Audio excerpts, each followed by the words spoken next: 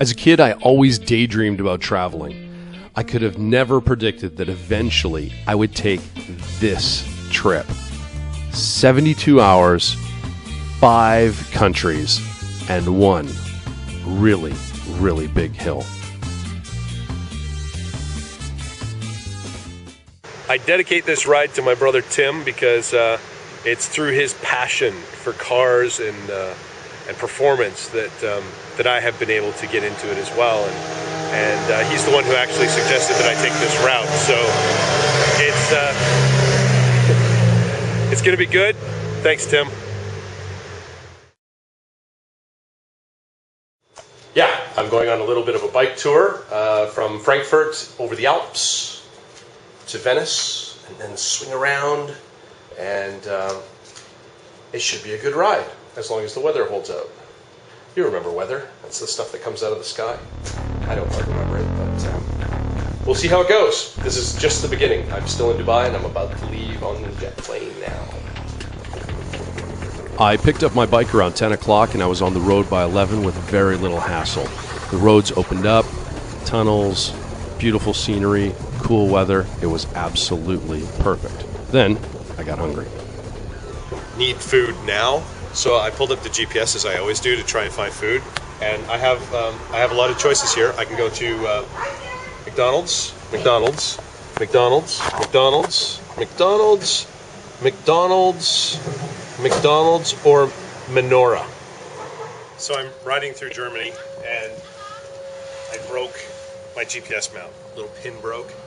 But luckily enough, I was driving in Germany, which happens to be the headquarters of Touratech.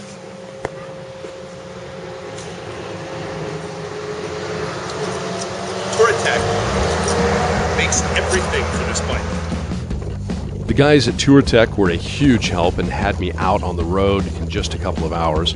I'm heading through Austria, I'm going through Switzerland. It was getting colder and higher around every single corner.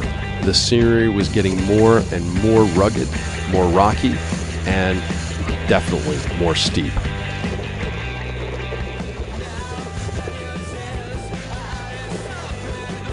Well, I've just crossed over from Austria into Italy, and I'm at the beginning of Stelvio National Park. And inside Stelvio National Park is one of the most amazing driving roads in the world. It's famous for its curves. I believe there are 43 switchback curves. Now, usually you want to take a nice high-performance car on this drive, but I've decided instead of a car, I would bring the BMW R1200 GSA. Now, it's outfitted to definitely be able to do turns, but as you can notice, it's got a lot of equipment on it, so it's going to be quite an interesting drive. But no matter what, this is one of the ultimate biking driving roads. We'll see how it goes. Of course, even a fully loaded BMW 1200 GS handles extremely well on these twists and turns. The powerful Boxer engine has plenty of pull, and the gearing is perfect for this type of riding. The corners get tighter, the road gets a little bumpier, but the suspension eats it up and lets you enjoy the ride rather than fighting it. With every corner, you get higher in elevation, and the scenery becomes more and more rugged and spectacular. The snow-capped peaks, the glaciers, they're amazing to look at, but there's a lot of traffic on this road all summer long, leading right into fall. So you need to pay close attention to the traffic coming the other way. There are cars, bikes, and cyclists everywhere. You climb up, and every corner gives you an excuse to stop and take pictures. Now, some people are here for a leisurely ride in the mountains, and some people are here to push the limits. But no matter what, everybody is here to get to the top, look down, and say, "Look what I have done."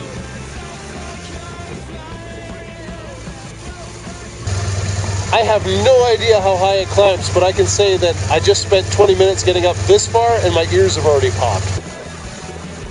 It's a long, long ride with some really tight corners. And you've got cars coming at you. You've got to be very careful.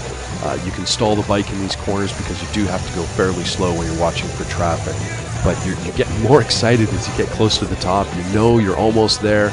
You get around that very last corner, and you get to the rest area, and you look down, and you see this amazing, amazing view, and you can finally relax and take it all in. I can honestly say that that is one of the most amazing rides I've ever done in my life. And words cannot describe the scenery that's up here. You're just, your breath is taken completely away. It's unbelievable. I've never seen anything like it. It's absolutely unbelievable.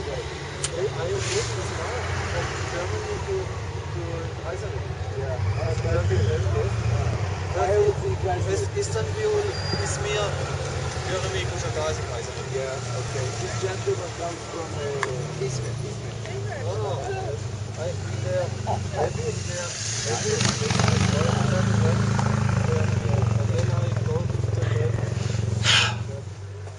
Deer meat, sauerkraut,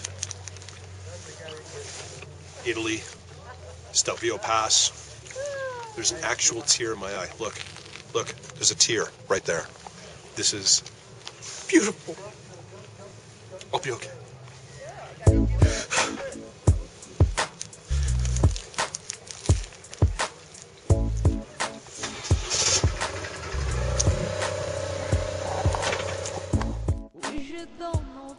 Coming down the pass is just as amazing as going up.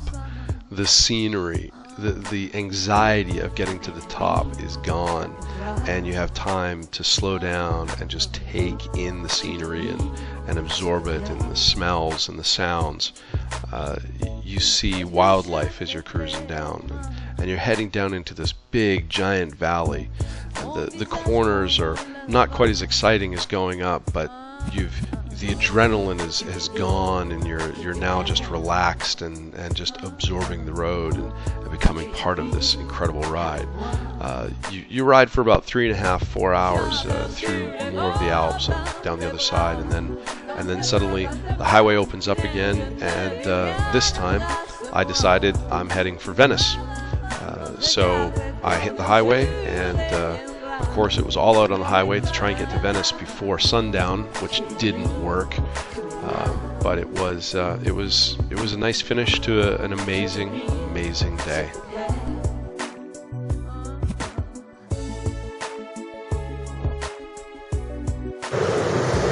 I'm 1 hour out of Venice. It's that way. I'm almost there. I can taste the pizza. I'm gonna make it. I'm a little tired, but I'm gonna do it. A little cross-eyed. I'm okay. Good. A little energy drink. Apparently I drank this one already. Somebody put a cigarette butt in it.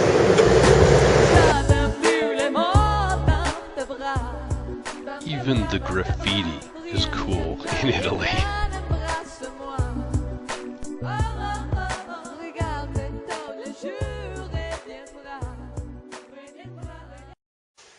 I've been on the road for what feels like 3 days straight.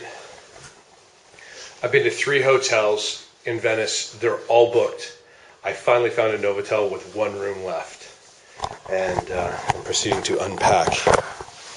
And it's 11 o'clock at night.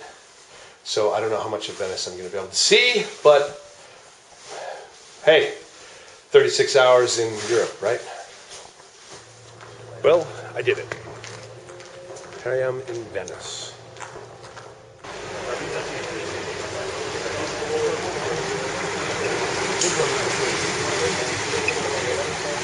Every corner I turn, there's something new to look at. It's incredible. The architecture, the colors, everything is just, it jumps out at you, especially this early in the morning.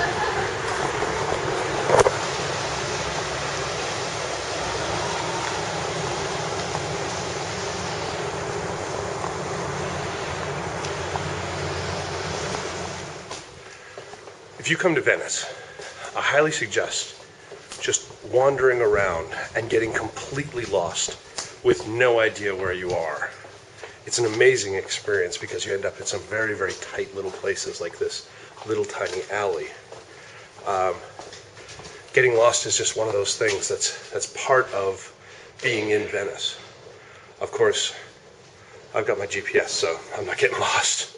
The main things you notice about Venice right away is the raw architecture, the non-commercialism of it all.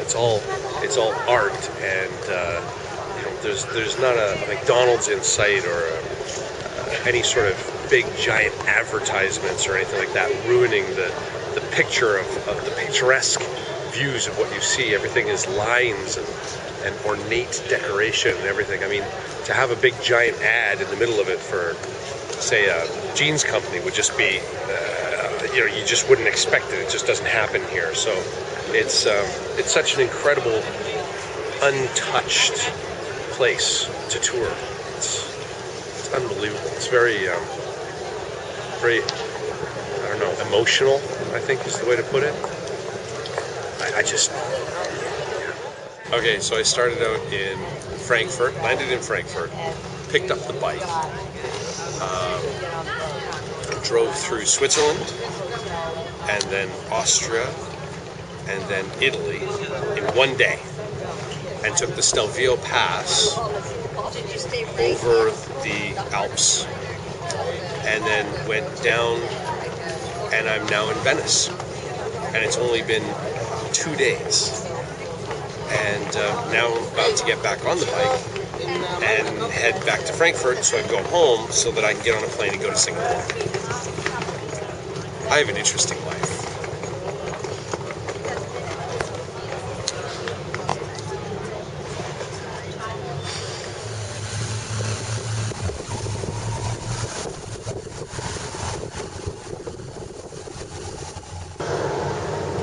Well, I'm at a rest stop in Italy, just about to head into the Alps again to get back over into Germany. And I am so incredibly tired. Here I am trying to go over what I've done in the past 48 hours. I've been through like 5 countries. I've been over the Swiss Alps. I have gone to Vienna. I'm thinking to myself, it doesn't get any better than this. And then in the last few hours of the last day of the trip, you're treated to this amazing golden sunset where everything around you just glows orange and the traffic goes your way and everything just works. And what a perfect ending to a trip. And I've got only a couple more hours to get to my last destination, get on to the plane, and then I'm out of there. The trip's over. And you look back and you just say, wow, unbelievable.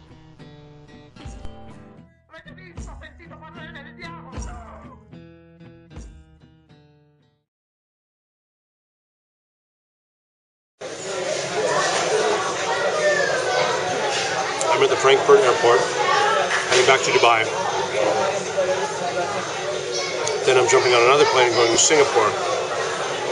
And in celebration of the finishing of my 72 hours of fury around Europe, I got a big and tasty bacon sandwich.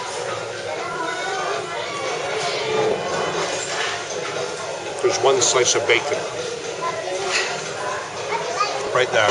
You can just see it. It's so satisfying, really. Sorry. Oh, McDonald's. So yummy.